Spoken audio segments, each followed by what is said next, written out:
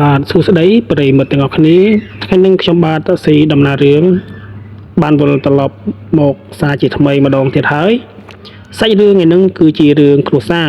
អ៊ំប្រុសនៅខាងកំពង់ស្ពឺបានចែករំលែកឲ្យadminហ្នឹងដំណើរចែកចូលបងប្អូនទីសម្ដាប់ដោយពិចារណាញាណគាត់បានឃើញគ្រួសារតូចមួយដែលពិតជាមានការផលលំបាកជាខ្លាំងហើយគាត់ក៏ទៅភ្នែកជាខ្លាំងផងទៀតដោយសារតែម្ដាយឪពុកម្ដាយក៏បានស្លាប់តែឪពុកបានចិញ្ចឹមកូនតែម្នាក់ឯងគ្រួសារនេះមិនមែនជាគ្រួសារទូធានោះទេ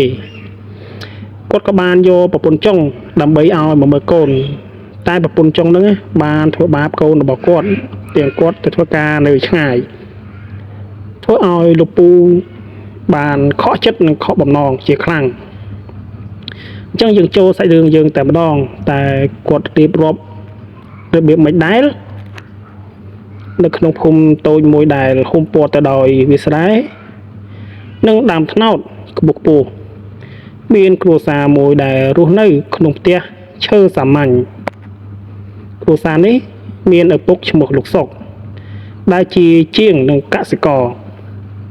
និងកូនប្រុសអាយុ6ឆ្នាំឈ្មោះអាភីនិងម្ដាយចុងឈ្មោះស្រីលីសតែជាស្ត្រីចិត្តអាក្រក់និងប្រៃផ្សៃសុកជាឪពុករបស់ភាតែងតែចេញទៅធ្វើការនៅឆ្ងាយដើម្បីរកប្រាក់មកផ្ដល់គប់គង់គ្រួសារគាត់តែងតែអនុវត្តចេញពីផ្ទះជាច្រើនថ្ងៃឬមួយជាច្រើនសប្តាហ៍ដោយទុកកូនប្រុសទៅឲ្យនៅជាមួយម្ដាយចុងប៉ុន្តែគាត់មិនបានដឹងទេថានៅពេលដែលគាត់មិននៅផ្ទះភីត្រូវរងទុក្ខវេទនាយ៉ាងខ្លាំងភីជាក្មេងប្រុសម្នាក់ដែលមានចិត្តស្លូតបូតនិង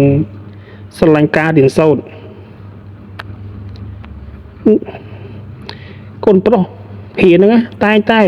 ទៅសាលារៀនជាស្នាមញញឹមជានិច្ចទោះបីជានៅក្នុងចិត្តរបស់គាត់តែមានភាពភ័យខ្លាចក៏ដោយម្ដាយចុងម៉ាលីមិនដែលបានបង្ហាញភាពស្លូតបូតចំពោះអូនប្រុសនោះឡើយនៅពេលដែលសុកបានចាក់ចេញទៅឆ្ងាយម៉ាលីតែងតែបង្ខំភីឲ្យធ្វើកិច្ចការផ្ទះទាំងអស់ចាប់ពីបោកសម្រាមនិងលាងចាននិងដាំបាយនិង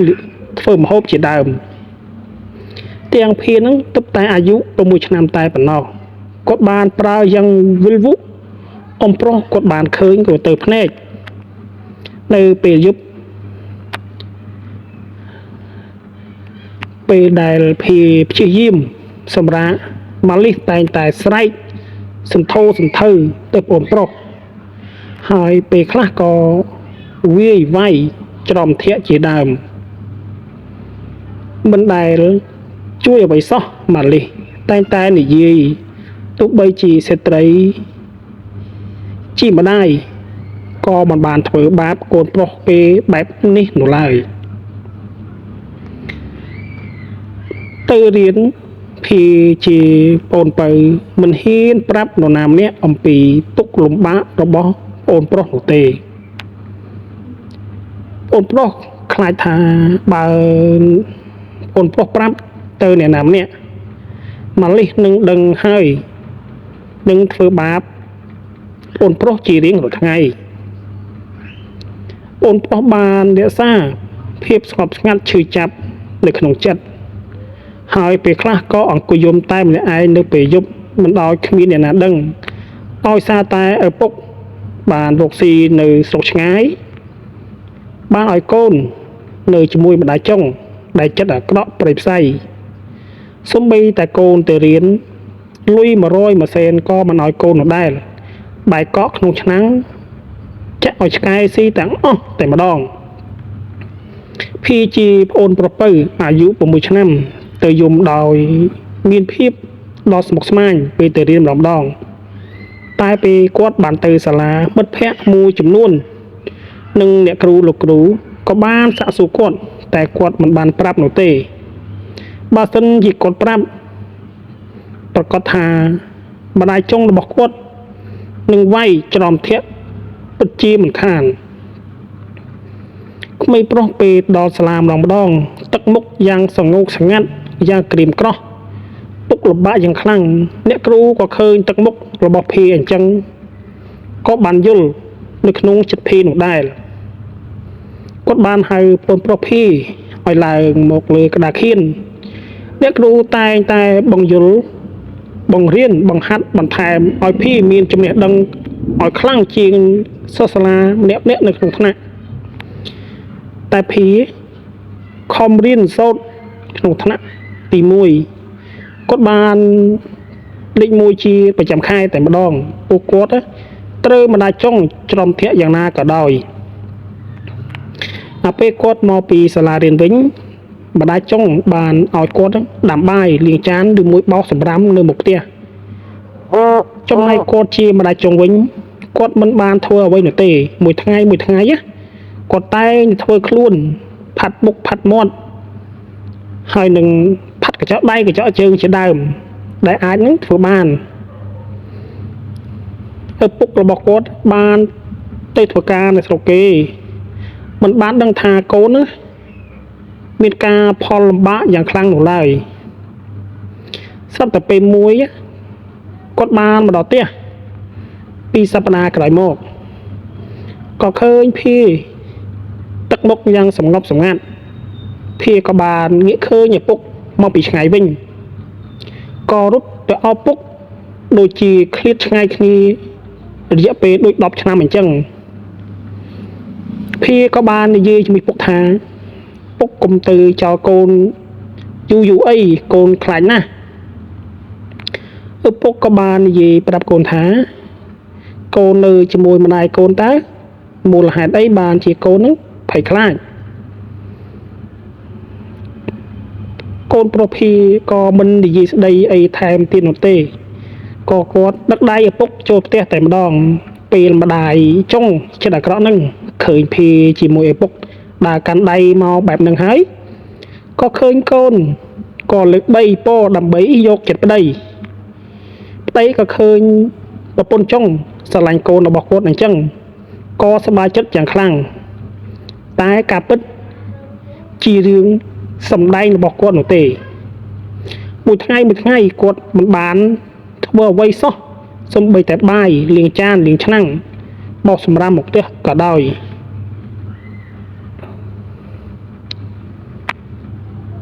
ពេលថ្ងៃស្អែកបន្ទាប់ម៉ាលីសខឹងយ៉ាងខ្លាំងហើយបានស្រែកសន្ធោសន្ធៅថាជាកូនគ្មានប្រយោជន៍បើគ្មានឪពុកឯងទេខ្ញុំមិនខ្វល់នោះទេឪពុកគាត់ចាប់ដើមទៅធ្វើការទៀតដោយសារតែគិតមកលេងផ្ទះបានតែមួយថ្ងៃពីរថ្ងៃនោះទេដល់ពេលឪពុកចាក់ចេញពីផ្ទះមិនបាន1ម៉ោង2ម៉ោងផងម្ដាយចុងចិត្តអាក្រក់ក៏បញ្ចេញធាតុពិតធ្វើបាបភីក៏បាននិយាយថាកូនអត់ប្រយោជន៍បើសិនជាអត់ពីឪពុកឯងក៏គាត់មិនខ្វល់ពីភីនោះទេភីបានបង្ខំចិត្តលោកជង្គង់នៅក្បែរជញ្ជាំងហើយយំខ្សឹបនឹកដល់ម្ដាយក៏ពោលពាក្យថាគេធ្វើបាបកូនខ្លាំងណាស់ម្ដាយអើយតែម្ដាយនៅទីណាមិនយកកូនទៅផងសូម្បីតែការញ៉ាំអាហារនៅពេលល្ងាចរបស់ភីក៏យំដែរប៉ុន្តែភីមិនហ៊ានប្រឆាំងទេនៅថ្ងៃបន្ទាប់ម៉ាលីសបានបង្ខំឲ្យភីឲ្យទៅទីផ្សារដើម្បីទិញរបស់ប្រើប្រាស់ដោយកាន់ដៃក្នុងលុយនាងបន្តិចបន្តួចនៅពេលភីបានត្រឡប់មកវិញជាមួយរបស់មិនគ្រប់ម៉ាលីសបានស្ដីបន្ទោសថាឯងនឹងអត់ប្រយោជន៍ដូចជាឈួតអញ្ចឹងឲ្យលុយទៅមកកណោ មូលហេតុអីទិញបានបន្តិចបន្តួចយកមកផ្ទះអីចឹងហើយក៏បានច្រើនភីគប់នឹងជញ្ជាំងភីនៅក្នុងបន្ទប់តូចមួយនឹងបង្អួចយ៉ាងស្ងៀមស្ងាត់នៅពេលយប់ភីជាប្រពៅបានអង្គុយយំនៅក្នុងភាពងងឹតសូន្យដោយនឹកឃើញម្ដាយបង្កើតរបស់ភីដែលបានស្លាប់ទៅជាយូរមកហើយអ្នកជិតខាងម្នាក់ឈ្មោះស្រីសុភីបានប្រាប់សង្ស័យថាមានអ្វីមួយមិនប្រក្រតីទៅលើភីបានឃើញភីដើរទៅសាលារៀនជាមួយស្នាមញញឹមដូចជាភ័យខ្លាចលើទឹកមុខរបស់គាត់អញ្ចឹងហើយសម្លៀកបំពាក់របស់គាត់ភីតែងតែខ្វះខាតរហែកមួយថ្ងៃអ្នកស្រីសុភីបានលួចសួរប្រភេថាកូនតើកូនមានអ្វីកាត់ឡើងនៅក្នុងផ្ទះមែនទេប៉ុន្តែភីគ្មានពាក្យអ្វីទៅតបតជាមួយអ្នកភូមិនោះឡើយហើយនិយាយថាគ្មានអ្វីទេមីងទឹកភ្នែករបស់ភីបានបង្ហាញថាភីកំពុងលាក់បាំងអ្វីមួយចំពោះគាត់អ្នកស្រីសុភីបានសម្រេចចិត្តនិយាយជាមួយលោកគ្រូបង្រៀនរបស់ភីជាប្រពៅដើម្បីស្វែងយល់បន្ថែមពីការបង្រៀនប្រាប់ថាភីជាសិស្សដល់វ័យឆ្លាតប៉ុន្តែថ្មីនេះភីហាក់ដូចជាមានរឿងអាស្រូវនិងបារម្ភជាខ្លាំងតែងតែអង្គុយស្ងៀមស្ងាត់តែម្នាក់ឯងនៅក្នុងថ្នាក់រៀនអ្នកស្រីសុភីបានចាប់ផ្ដើមតាមដានអ្នកស្រីម៉ាលីសហើយក៏បានឃើញថានាងនឹងតែងតែបន្ទោសនិងស្រែកដាក់ភីនៅពីមុខផ្ទះយ៉ាងខ្លាំងនៅថ្ងៃមួយសុកបានត្រឡប់មកពីធ្វើការនៅឆ្ងាយវិញគាត់បានសម្គាល់ថាភីហាក់បីដូចជាស្គមស្គាំងនិងភ័យខ្លាចគាត់បានសួរភីថាកូនប្រុសតើកូនមានកង្វល់អ្វីមែនទេប៉ុន្តែភីជាកូនពៅនៅតែស្ទាក់ស្ទើរមិនហ៊ានប្រាប់ការពិតទៅដល់ឪពុកនោះឡើយដោយសារតែម៉ាលីសនឹងបាននៅអង្គុយចិត្តគាត់ភីគ្រាន់តែងើបដើរទៅបាត់មិនស្ដាប់បង្ហាញពីម៉ាលីសនោះទេដែលធ្វើឲ្យសុកជឿនាងថាប៉ុន្តែអ្នកស្រីម៉ាលីសជាស្រីបងប្អូនអ្នកគ្នាអ្នកស្រីសុភីមិនអាចទ្រាំបានមើលក្នុងស្ថានភាពនេះបានទៀតទេនាងបានទៅជួបសុកហើយបានប្រាប់គាត់តាមអំពីរឿងរ៉ាវរបស់កូនរបស់គាត់ដែលគាត់បានឃើញដំបូងឡើយសុកមិនជឿនោះទេប៉ុន្តែនៅពេលគាត់បានលួចមើលភីម្ដងដោយភាពស្ងប់ស្ងាត់នាងបានបើកចិត្តប្រាប់ការពិតទាំងអស់ភីក៏យំហើយរៀបរាប់អំពីផលពិបាកនឹងការបន្ទោសការស្ដីពីម៉ាលីស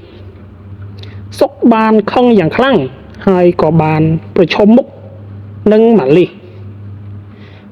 បានបដិសេធប៉ុន្តែសុកមិនបានសម្រេចចិត្តអង្វរនោះទេគាត់បាននិយាយជាមួយអ្នកភូមិនិងលោកគ្រូបង្រៀនហើយក៏បានដឹងថាម៉ាលីសតែងតែធ្វើបាបកូនគាត់ជារៀងរាល់ថ្ងៃគាត់មានចិត្តខឹងសម្បារយ៉ាងខ្លាំងជាមួយម៉ាលីសនឹងដែលនៅផ្ទះតែងតែធ្វើបាបកូនណាគ្មានលុះថ្ងៃណានោះទេឲ្យកូនដាំបាយឬទឹកសូម្បីតែ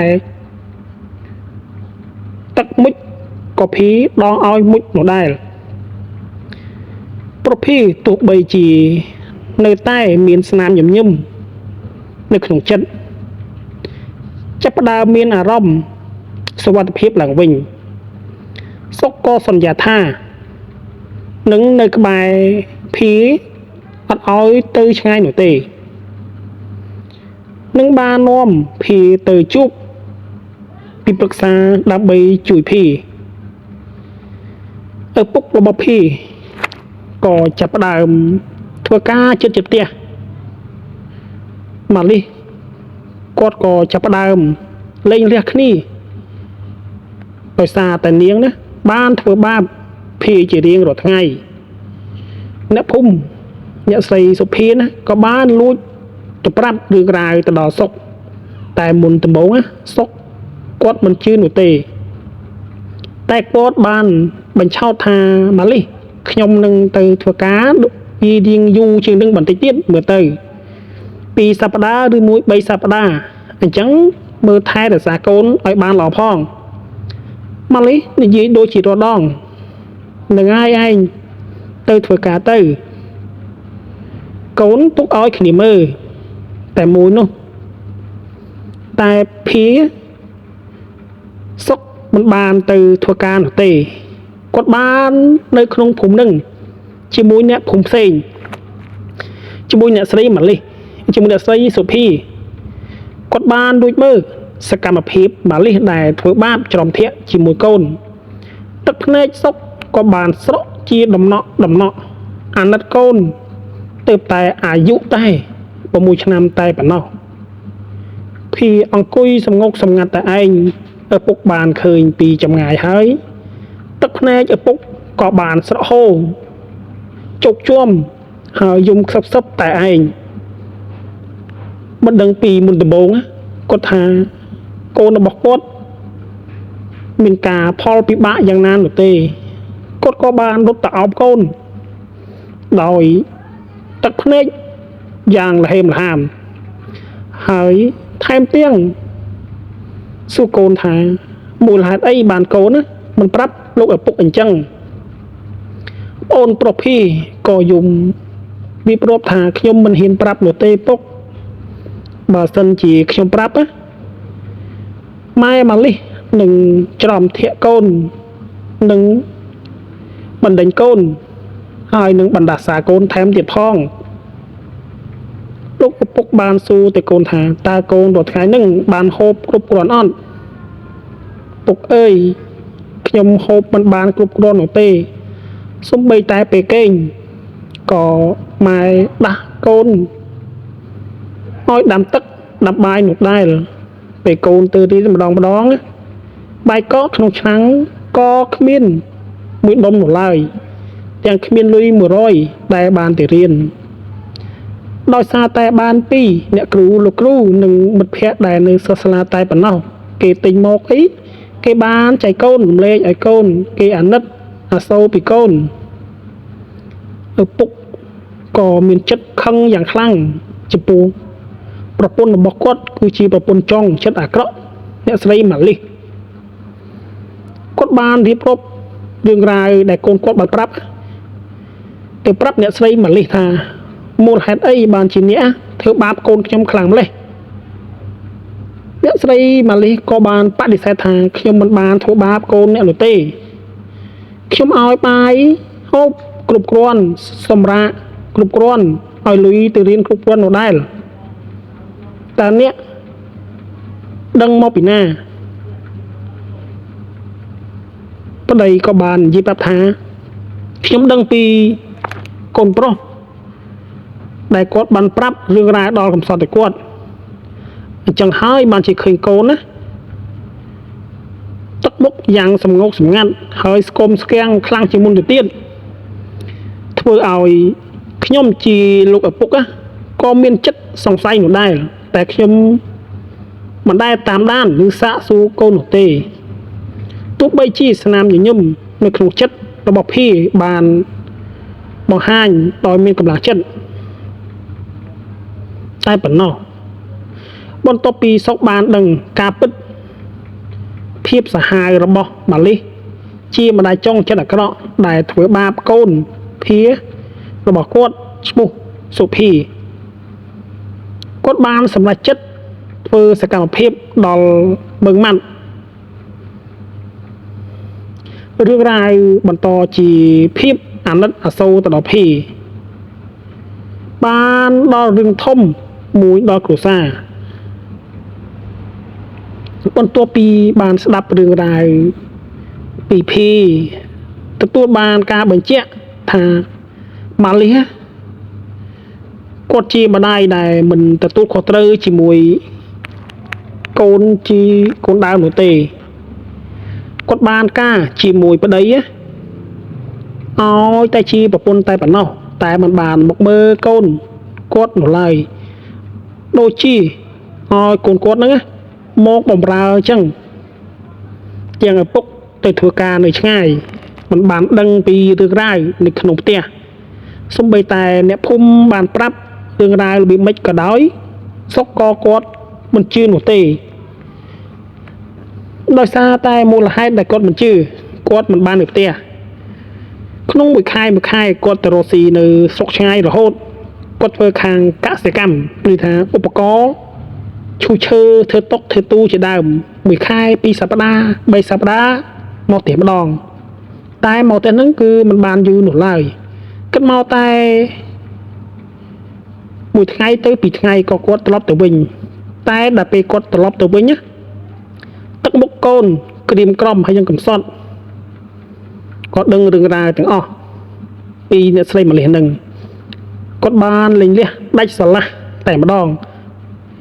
កូនប្រុសនិងឪពុកក៏មានភាពស្និទ្ធស្នាលស្នាមញញឹមទោះជាមានការផលលំបាកបន្តិចបន្តួចក៏ដោយក៏ភីជាកូនប្រុស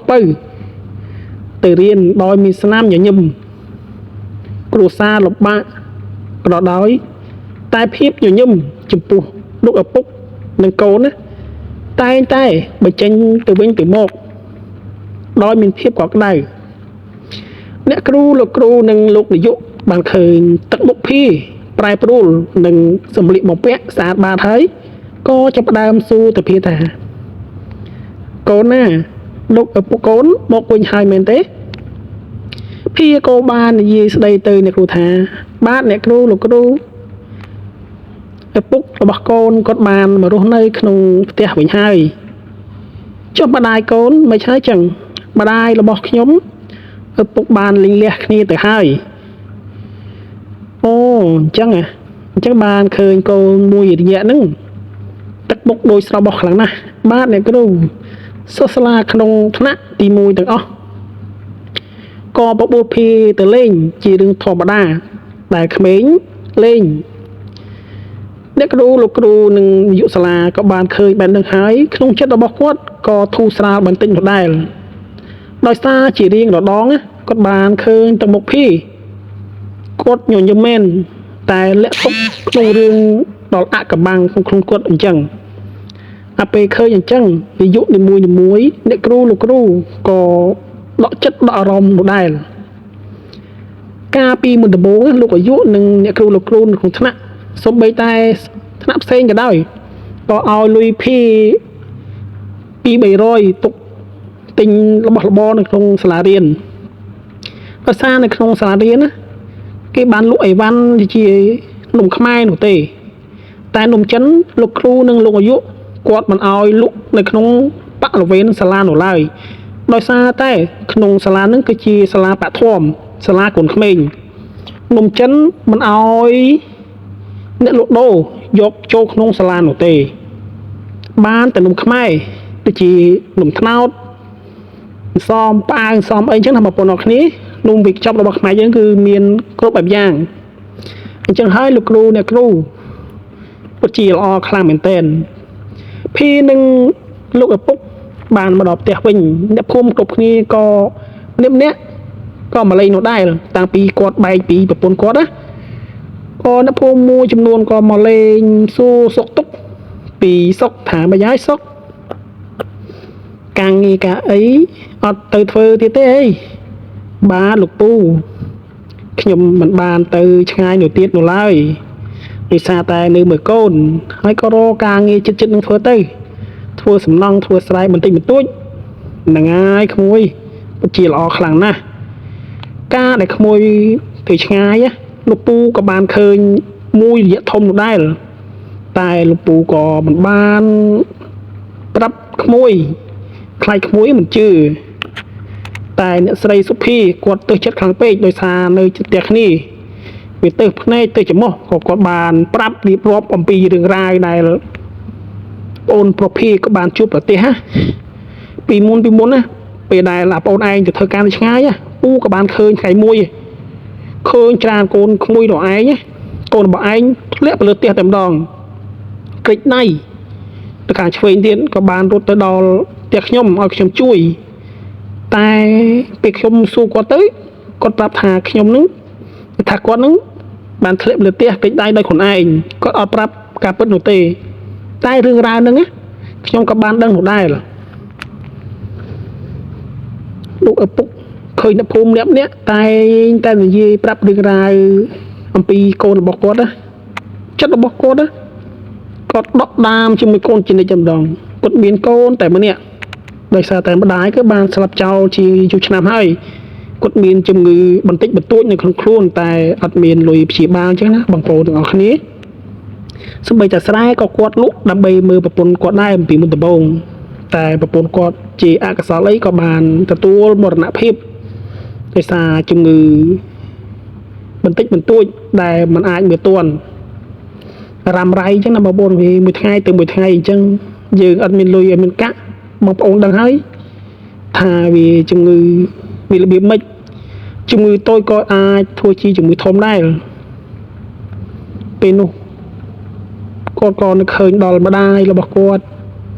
នឹកឃើញដល់កូនប្រភេទនេះពុកក៏បានរស់នៅជាមួយគ្នាដល់មានស្នាមញញឹមជានិច្ចរឿងរ៉ាវនេះគឺមានតែប៉ុណ្្នឹងទេបងប្អូនទាំងអស់គ្នាសូមបងប្អូនទាំងអស់គ្នាស្ដាប់ដោយមានពិចារណាញាណហើយនឹងយកចិត្តទុកដាក់យ៉ាងខ្លាំងពេលបានប្តីបានប្រពន្ធតែគេនឹងមើលថែរក្សាកូនយើងអត់មើលកូនយើងអត់ឬមួយគេឆ្លាញ់តែទ្រព្យសម្បត្តិរបស់យើងឬមួយឆ្លាញ់តែខ្លួនយើងមិនឆ្លាញ់ដល់កូនយើងបើយើងថាជាប្រុសពោះម៉ាយឬជាស្រីមេម៉ាយមានកូន1កូន2មុននឹងយកប្តីយកប្រពន្ធណាយើងគួរតែស្វែងយល់អំពីបុរសឬមួយជាស្ត្រីឲ្យបានជ្រៅជ្រះថាគេនឹងជាមនុស្សបែបណាចូលចិត្តបែបណាជាមនុស្សទាំងអស់គ្នានឹងបងប្អូនអត់ប្របាក់មើលទេបងប្អូនទាំងគ្នាមនុស្សយើងម្នាក់តែងតែបញ្ចេញកន្ទុយរៀងខ្លួនបងប្អូនមើលតែកែភ្នែកបានទៅហើយមិនបាច់មើលអីជាក់ស្ដែងនោះទេអាពេលហៅគេម្លេះផ្ទះជាមួយកូនរបស់យើងមើលកែភ្នែករបស់គេតើកែភ្នែករបស់គេ